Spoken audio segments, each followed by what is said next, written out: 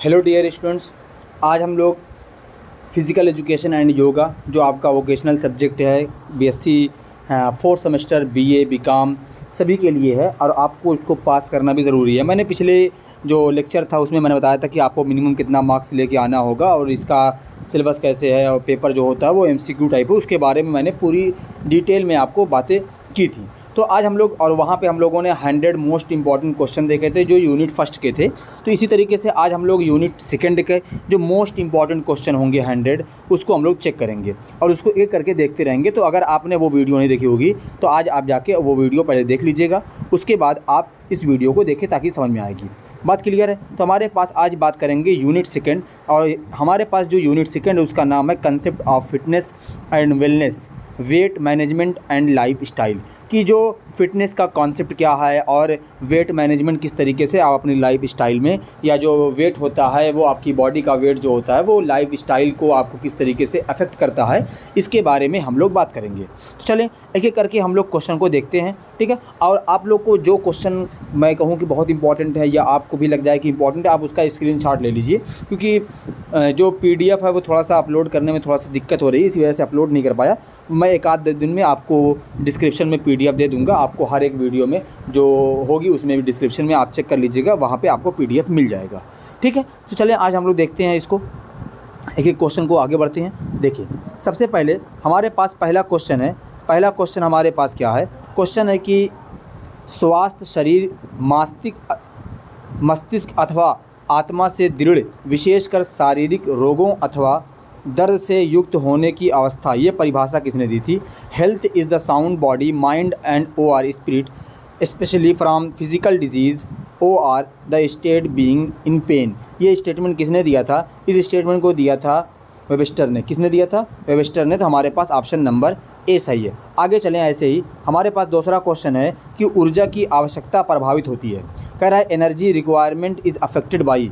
ये किससे अफेक्ट होता है तो उसके बारे में हम लोग देखा जाए तो हमारे पास यहाँ पे देखें, यहाँ पे हमारे पास ऑप्शन होगा शारीरिक क्रियाशील द्वारा, या है बाई फिजिकल एक्टिविटीज़। किसके द्वारा होगी? बाई फिजिकल एक्टिविटीज़ के द्वारा। तो यहाँ पे ऑप्शन नंबर हमारे पास फर्स्ट सही है। उसके बाद आगे चलें। कह रहा अधिक ऊर्जा लेने से रोग हो जाता है, यानी कि अगर आपको ज़्यादा एनर्जी मिलेगी तो आपको कौन सी डिजीज़ होगी?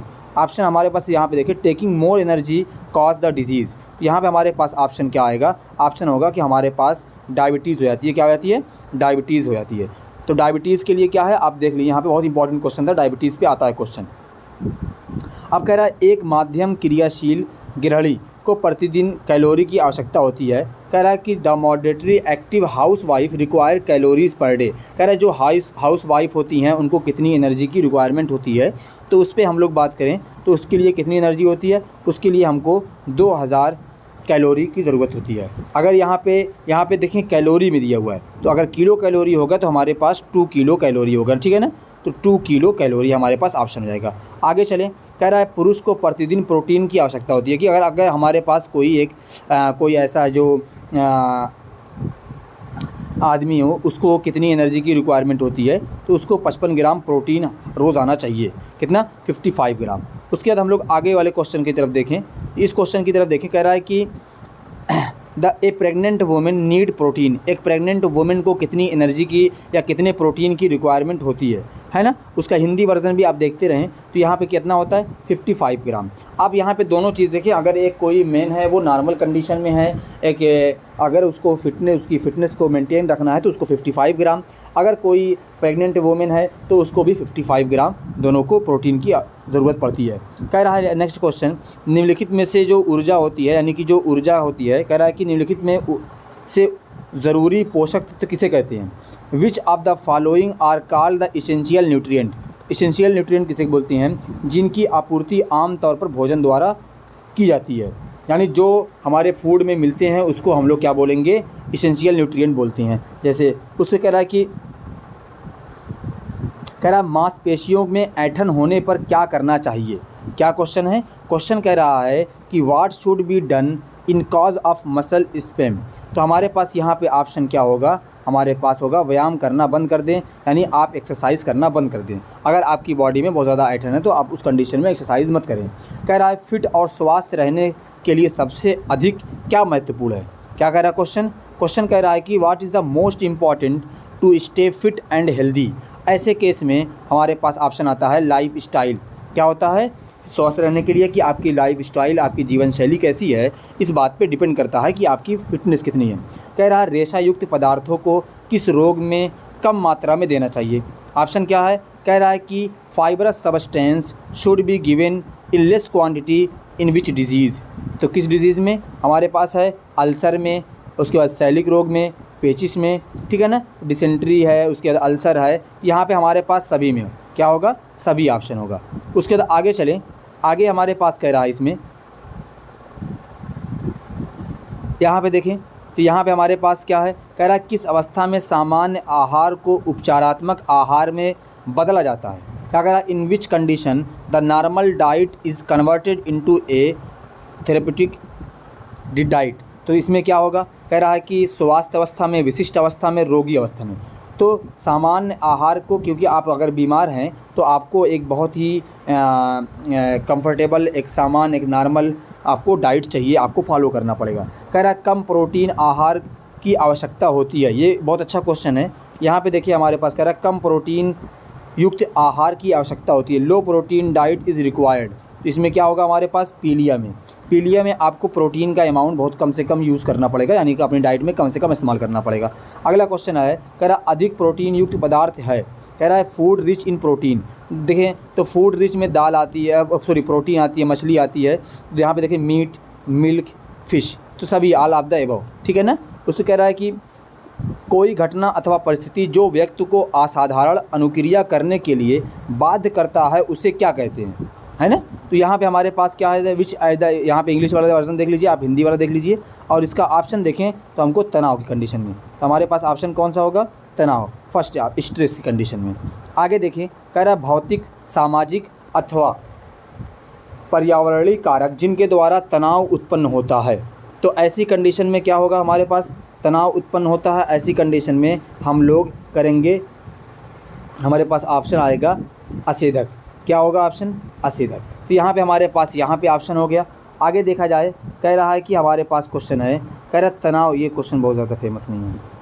कह रहा है किसके अनुसार चिंता का कारण अचेतन का संघर्ष होता है। बहुत अच्छा क्वेश्चन है ये।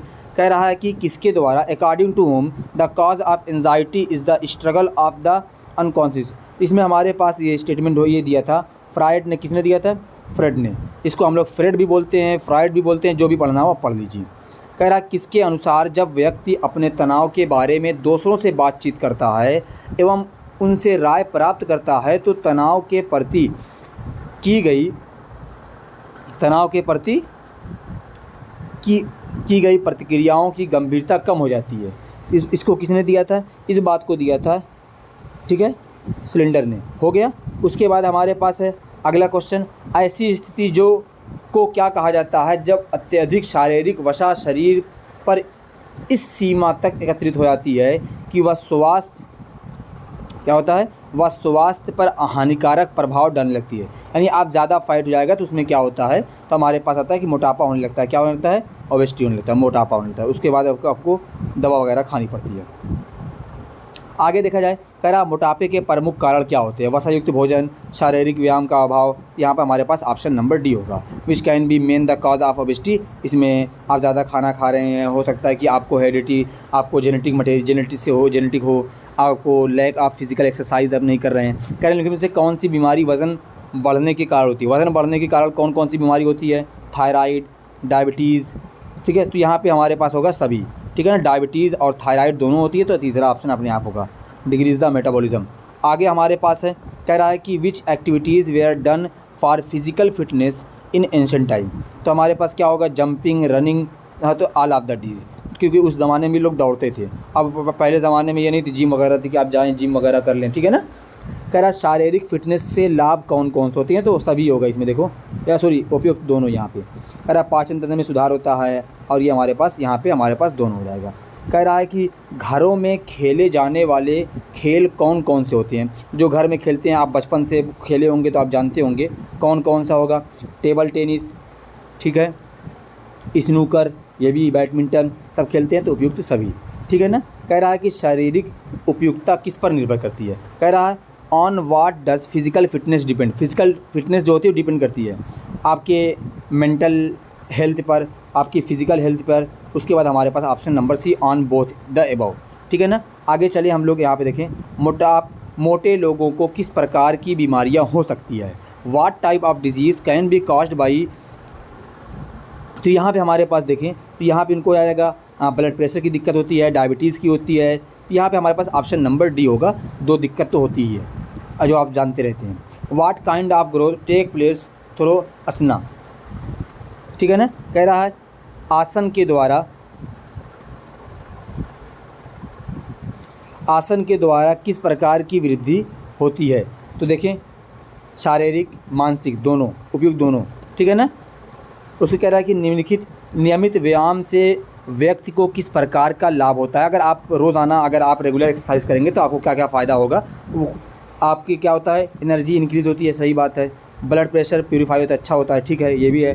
डाइजेस्टिव सिस्टम सही हो जाता है, उपयुक्त सभी। तो हमारे पास होगा all of these.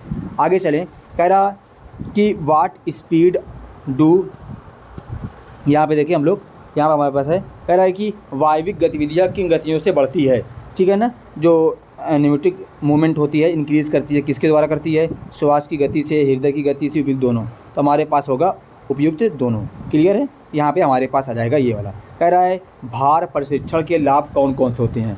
What are the benefit of weight training. Weight training के आपको क्या क्या एडवांटेज हैं। डाइट इंक्रीज़ करते हैं, स्टेमिना इंक्रीज़ होता है, फैट डिक्रीज़ इन मसल्स, हमारे पास ऑल ऑफ द अबव, ठीक है। अब उसको देखें, किन व्यायामों से पेशी बल को बढ़ाया जाता है। कौन सा आप ऐसा आसन करेंगे जो होता है कि ये एक्सरसाइज करेंगे जिसकी वजह से आपको क्या बोलते हैं कि आपकी जो मसल्स होती है वो उसकी जो स्ट्रेंथ होती है वो बढ़ती है। तो ऊपर चढ़ना व उतरना, ये भी सही है। दंड मारना, पुशअप करना, ये भी सही है हमारे पास। तो इसके बाद ऑप्शन नंबर डी हो गया।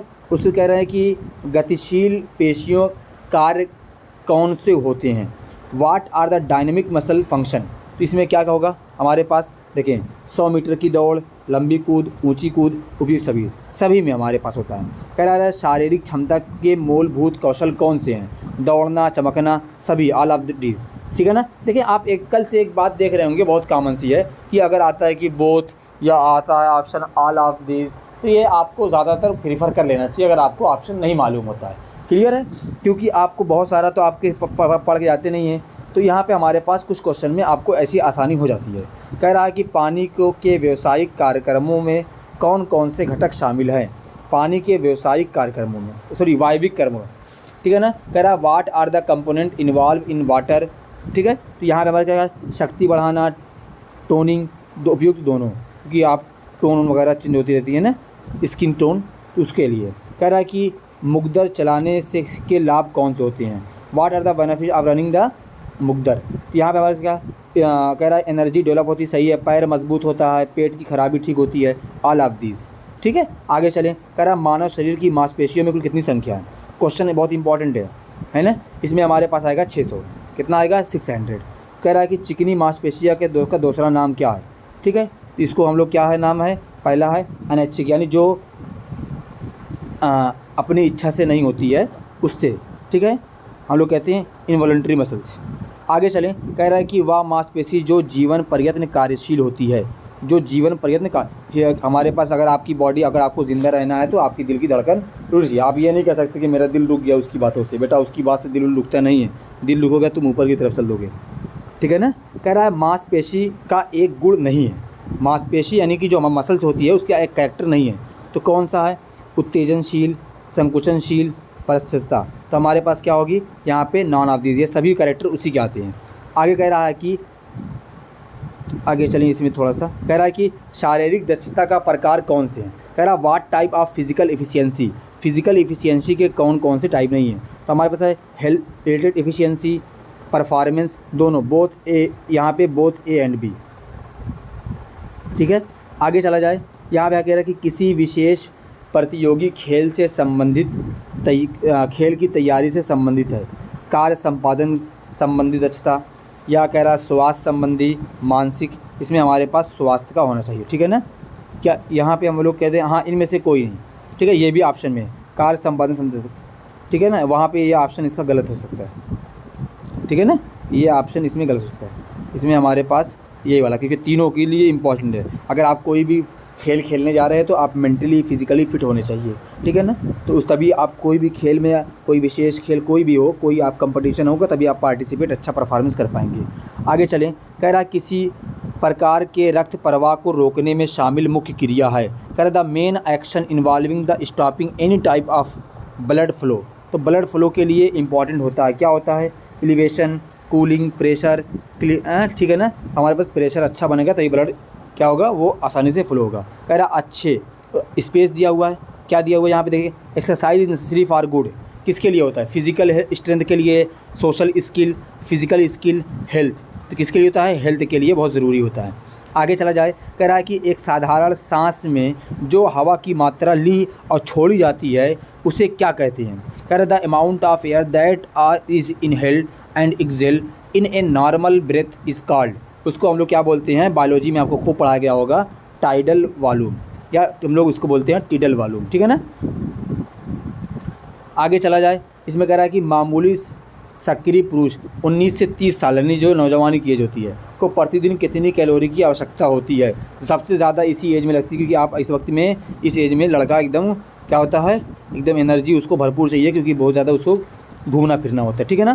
कह रहा विटामिन डी का जैविक रूप है, क्या कह रहा था, biological form of vitamin D. Vitamin D का जैविक फॉर्म क्या होता है हमारे पास, ये हमारे पास ऑप्शन नंबर बी। अब यहाँ पे आगे चला जाए हम लोग, यहाँ पे देखा जाए, कह रहा है कि प्रत्येक किलोग्राम शरीर भार के लिए लगभग कितनी कैलोरी की आवश्यकता प्रति घंटा होती है। प्रत्येक किलोग्राम, 1 किलो के लिए कितनी कैलोरी की इम्पोर्टेंस है, तो 1.334 कैलोरी कितनी होती है, 1.334 कैलोरी। कह रहा है कि तीव्र व्यायाम के समय शरीर के द्वारा किस ईंधन का प्रयोग किया जाता है। कह रहा है which fuel is used by the body during the intense exercise. जब बहुत आदमी बहुत कंटिन्यू करता है तो कार्बोहाइड्रेट वसा एवं प्रोटीन, कार्बोहाइड्रेट से अधिक वसा, क्या होगा, जो फैट का अमाउंट जितना ज़्यादा होगा आप उसी के लिए, तो फैट के अमाउंट को कम करने के लिए आप ज़्यादा एक्सरसाइज करते हैं, क्योंकि जो कार्बोहाइड्रेट होता है बहुत तेज़ी से ब्रेक डाउन होता है, तो इसीलिए फैट ज़्यादा होगा तब आप इंटेंस एक्सरसाइज करेंगे, अदरवाइज़ नहीं करेंगे। कह रहा विटामिन डी की कमी से कौन होता है, बेटा बचपन से पढ़ा गया होगा, विटामिन डी से क्या होता है, रिक्टस, ठीक है, जो सूखापन वगैरह आता है बॉडी में जो पड़ जाता है। अब जैसे यहाँ पे हम लोग देख लीजिए, नाइट ब्लाइंडनेस विटामिन ए की कमी से, या स्कर्वी विटामिन सी की कमी से, तो इस तरीके से हमारे पास है। आगे चला जाए, कह रहा है कौन सी गतिविधि से अत्यधिक कैलोरी जलती है। आप कौन सी एक्सरसाइज करेंगे तो आपकी जो कैलोरी होगी ज़्यादा बर्न करेगी, मैक्सिमम कैलोरी बर्न होगी। तो कौन है, दौड़ने की गति से, साइकिल चलाने से, तैराकी करने से, और उपयुक्त में से कोई नहीं। तो आप जब दौड़ेंगे तो ज़्यादा असर पड़ेगा, ठीक है ना। उसके कह रहा है कि यहाँ पे आगे देखा जाए, कह रहा है the field of sport medicine does not provide for. इसमें क्या है कि the treatment and prevention of injuries, nutrient grant of the promotion of sport. Sport में जो दवा वगैरह का इस्तेमाल नहीं किया जाता है, इसीलिए जो भी प्लेयर होते हैं उनका खेलने से पहले उनका एक बार टेस्ट किया जाता है कि ऐसा नहीं कोई दवा इस्तेमाल की है, ठीक है ना। कह रहा अपचयन का गठन है। कैटाबॉलिज्म क्या होता है, कैटाबॉलिज्म क्या होता है, कॉन्स्टिट्यूएंट, ऊर्जा की खपत, जैव रासायनिक ऊर्जा के जारी करने के लिए अग्रणी प्रतिक्रियाओं की श्रृंखला, क्या होती है, series of reaction leading the release of biological energy. Biological energy को रिलीज़ करने के लिए देखिए कैटाबॉलिज्म का मतलब होता है ब्रेक डाउन होना। जैसे आप ग्लूकोज बॉडी में ग्लाइकोजन के फॉर्म में आपका स्टोर हुआ है, तो कार्बोहाइड्रेट, तो उसको ब्रेक डाउन होने के लिए एनर्जी मिलती है, तो इसी को हम लोग बोलते हैं कैटाबॉलिज्म। एनाबॉलिज्म क्या होता है, वो बनता है जब, कह रहे कार्बोहाइड्रेट को पचाने में सहायता प्रदान करने वाला एंजाइम है। इंपॉर्टेंट क्वेश्चन है, क्या कौन सा होगा हमारे पास, यहाँ पे होगा एमाइलेज, या ठीक है ना। आगे चलें, कह रहा कि हड्डियों और दांतों को बनाने और मजबूती प्रदान करने के लिए किन खनिज पदार्थों की अधिक आवश्यकता होती है। कह रहा हड्डियों और दांतों, फास्फोरस, देखिए कहाँ पे ऑप्शन है, फास्फोरस और कैल्शियम, है ना। आगे चला जाए, कह रहा है कि हमारे पास, कह रहा मोटापे के कारण निम्नलिखित में से कौन सा रोग नहीं होता है। अगर आप मोटे हैं तो कौन सा आपको डिजीज़ नहीं होगा, तो यहाँ पे देखें, आपको हृदय रोग ये तो हो सकता है, आपको कैंसर ये तो कभी भी हो सकता है, डायबिटीज़ भी हो सकती है, बांझपन ये भी हो सकता है। कि हमारे पास क्या होगा, इसका ऑप्शन कैंसर होगा। कैंसर होने से उससे मतलब कोई बहुत ज़्यादा अफेक्ट नहीं पड़ता कैंसर का उससे, ठीक है ना। कारण निम्नलिखित प्रदूषकों में से कौन सा हैज़ा जैसे पानी में होने वाली रोगी की वजह है। कह रहा विच of the following pollutant is the cause of water borne disease like cholera. ठीक है ना, बहुत आजकल होता है। ठीक है ना, यहाँ पे हमारे पास कौन सा हमारे पास से जो पॉल्यूटेंट है वो होगा, जैसे ऑप्शन में मरकरी है, उर्वरक है, पशु अपशिष्ट है यानी एनिमल वेस्ट है, सीवेज है। यहाँ पे हमारे पास क्या आएगा, सीवेज। सीवेज के आने से पानी ज़्यादा तेज़ी से गंदा होता है और उसकी वजह से ज़्यादा दिक्कत होती है। कह रहा है कि इन आगे चला जाए, कह रहा है कि it is produce by the gland of kidney.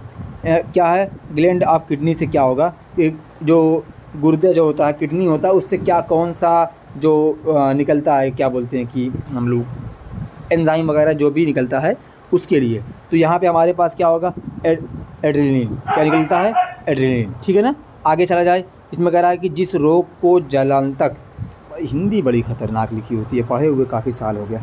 Which disease is also known as hydrophobia. Hydrophobia से क्या होता है, हाइड्रोफोबिया क्या होता है, पानी पीने से। आपने बचपन में खूब सुना होगा। किसके काटने से होता है, आपने सुना होगा कि कुत्ते के काटने से, उसके बाद पानी के अंदर कुत्ता उत्ता दिखाई देने लगता है ना, वो कुत्ता उत्ता दिखाई नहीं देता, वो पानी से डरने लगती है। तो वो रेबीज़ की वजह से होता है, क्योंकि वो कुत्ते की जो वो होता है उसमें वो रेबीज़, इसीलिए हम लोग उसका इंजेक्शन लगाते हैं। इनमें से कौन सा एक प्रोटीन प्राप्ति का स्रोत नहीं माना था। किससे प्रोटीन नहीं मिलेगी, दूध से तो प्रोटीन मिलती है, ठीक है, मांस से ये भी मिलती है, अंडे से भी मिलती है। तो हमारे पास ऑप्शन क्या होगा, ऑयल। क्या होगा, ऑयल से हमको प्रोटीन नहीं मिलती है। कह रहा किस ग्रंथि के द्वारा एंटी डायूरेटिक हार्मोन सिक्रीट होता है। ठीक है, तो एंटी डायूरेटिक हार्मोन किससे होता है, पीयूष ग्रंथि या पिट्यूटरी ग्लैंड से। इसको हम लोग पीयूष ग्रंथि भी बोलते हैं हिंदी में, पिट्यूटरी ग्लैंड। आगे कह रहा है कि शरीर का कौन सा अंग जो पित्त का उत्पादन करता है। कह रहा है विच part of body produce the bile. यहाँ पे ऑप्शन खुद ही आप देख के जाएंगे। बाइल कहाँ से होता है, लीवर। ठीक है ना, किससे होता है, लीवर, जिगर से, जिगर के टुकड़े से, है ना। आगे चले बेटा, प्रति मिनट सर्कुलेट होने वाली रक्त की मात्रा को जाना जाता है। कह रहा the amount of blood that circulate और distribute per minute is known as. उसको क्या बोलेंगे हम लोग उसको बोलते हैं कार्डियक आउटपुट। क्या बोलते हैं बेटा, कार्डियक आउटपुट बोलते हैं। कह रहा हेपेटाइटिस के किस रूप को सारिम हेपेटाइटिस के नाम से भी जाना जाता है। तो यहाँ पे हमारे पास हेपेटाइटिस बी को सारिम हेपेटाइटिस के नाम से जाना जाता है। क्लियर है, सारिम हेपेटाइटिस, ये आप याद रखिएगा, सारिम हेपेटाइटिस। ठीक है, आगे चला जाए। इसमें कह रहा है कि निम्नलिखित रोगों में से कौन से रोग को फैलाने के लिए वायरस उत्तरदायी है। किससे, यानी वायरस रिस्पॉन्सिबल है, किससे, छोटी चेचक है कि हैज़ा है कि ट्यूबरक्लोसिस है। कौन होगा, ट्यूबरक्लोसिस।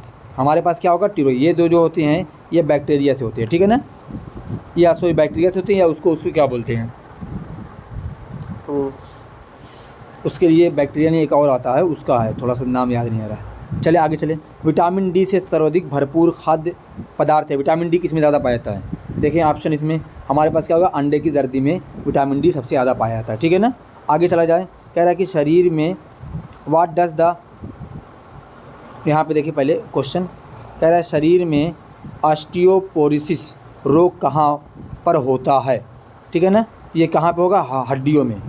इसका जो ये वर्ड है ना, इसका मतलब ही होता है हड्डी से रिलेटेड, तो इसीलिए मैंने कहा कि इसको हड्डी से होता है। ठीक है ना, आगे चला जाए। इसमें कह रहा है क्वेश्चन, कह रहा है कि कौन सा पोषक तत्व हीमोग्लोबिन को बनाने में सहायता देता है। किससे, यानी हीमोग्लोबिन बनाने में कौन सा इस्तेमाल करता है सबसे ज़्यादा। अब यहाँ पे देखें ऑप्शन, यहाँ पे हमारे पास क्या होगा, कैल्शियम। जो हीमोग्लोबिन के अंदर कौन सा एलिमेंट पाया जाता है, लोहा पाया जाता है, तो इसकी ज़्यादा होगा। ठीक है ना, आगे चला जा, कह रहा है कि इंसुलिन किसके द्वारा निर्मित होता है। इंसुलिन किसके द्वारा बनता है, ये किसके द्वारा बनता है, पैंक्रियाटिक के द्वारा। किसके द्वारा बेटा, पैंक्रियास। कह रहा है मलेरिया रोग को फैलाने के लिए कौन सा उत्तरदायी होता है। मलेरिया रोग तो बहुत पढ़े होंगे जी। मलेरिया किसके द्वारा होता है, बैक्टीरिया के द्वारा। किसके द्वारा होता है, बैक्टीरिया, मादा एनोफिलीज, आप लोगों ने खूब रटा होगा। आगे चलें। कह रहा है कि वह स्थिति जिसके द्वारा व्यक्ति दूर की वस्तु को साफ रूप से नहीं देख सकता कहलाती है। अगर दूर की चीज़ साफ नहीं दिखती है उसको क्या बोलते हैं हम लोग, दूरदृष्टि या निकट दृष्टि। उसको हम लोग निकट दृष्टि दोष बोलते हैं। क्या बोलते हैं, निकट, अपोजिट बात चलती है इसमें। ठीक है, इसको मायोपिया बोलते हैं। कह रहे हैं कि कैरियोकाइनेसिस का संबंध है। ठीक है ना, कह रहा है कैरियोकाइनेसिस इज़ रिलेटेड टू, किससे होगा, हमारे पास सेल डिवीज़न से होगा। किससे होगा, सेल डिवीज़न से। आगे चला जाए, कह टाइफाइड के लिए उत्तरदायी, टाइफाइड के लिए रिस्पॉन्सिबल कौन है? टाइफाइड के लिए आपने खूब पढ़ा होगा, इसके लिए भी क्या होता है? बैक्टीरिया होता है, इसीलिए एंटीबायोटिक्स दी जाती है। कह रहा है खसरे के लिए उत्तरदायी, ये जो बीमारी है सब के सब इंपॉर्टेंट है, खसरे के लिए उत्तरदायी है।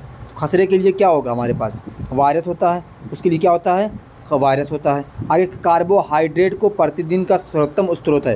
कार्बोहाइड्रेट सबसे ज़्यादा कहाँ से लेते हैं? अनाज, गेहूँ, तो कहाँ से लेते हैं आप? अनाज से कार्बोहाइड्रेट का अमाउंट अच्छा खासा होता है। कह रहा प्रोटीन की प्राप्त का सर्वोत्तम स्रोत है, तो यहाँ पे क्या लिखा हुआ है? दूध है, अंडा है, सफ़ेद मांस है, जौ है। तो क्या हमारे पास लेंगे? सफ़ेद मांस।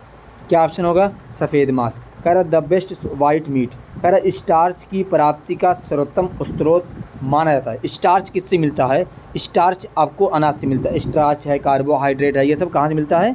वहीं से मिलता है। कह रहा द बेस्ट, आगे देखें, त्वचा और फेफड़ों के द्वारा प्रतिदिन लगभग कितने पानी शरीर से बाहर निकलता है?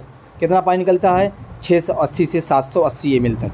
ठीक है। कह रहा है कि शरीर के पानी को संतुलन करने का कार्य कौन करता है? तो कौन करेगा काम? इसका काम किडनी करती है। किसको कौन करती है? किडनी करती है। ठीक है ना। आगे चला जाए। कह रहा है कि पेशी तंतु मायोफाइब्रिल्स जिन महीन प्रोटीन धागे से बने भी होती हैं वह है। कर the fine protein thread of which muscles fiber are also made. ये किससे बना होता है? किससे बना होता है? ये एक्टिन और मायोसिन दोनों बनते हैं, क्योंकि दोनों मिल के काम करते हैं, एक्टिन एंड मायोसिन। ठीक है। कह रहा है कि कौन से खाद्य पदार्थ मानव शरीर में ईंधन के रूप में कार्य करते हैं? कौन होता है ईंधन के रूप में? वसा और कार्बोहाइड्रेट। कौन होता है बेटा? वसा और कार्बोहाइड्रेट। आगे चला जाए। कह रहा है कि ट्रिप्सिन, एमाइलेज, लाइपेज एंजाइम का उत्पादन होता है। ये सब एंजाइम कहाँ से मिलते हैं हमको? ये सब एंजाइम हमको मिलते हैं, ठीक है, यहाँ पे देखें ऑप्शन नंबर डी। ठीक है ना, ड्यूडेनम से। कहाँ से मिलते हैं? ड्यूडेनम से। कह रहा आगे देखें, एक स्वस्थ युवा वयस्क मानव में लगभग कितने टाइडल वॉल्यूम प्रति सांस पाई जाती है? यहाँ पे होगा 500 ml। कितनी होती है? 500 ml। कह रहा है कि पैंक्रियास का क्या कार्य है? पैंक्रियास का क्या काम है भाई? पैंक्रियास का काम होता है कि वो एंडोक्राइन और एक्सोक्राइन दोनों को देखता है। ठीक है ना।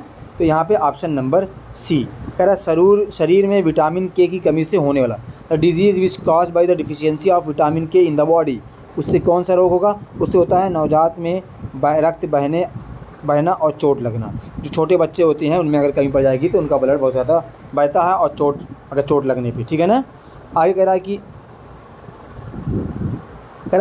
विच part of the body break down detoxifying chemical break down toxic and toxic substance.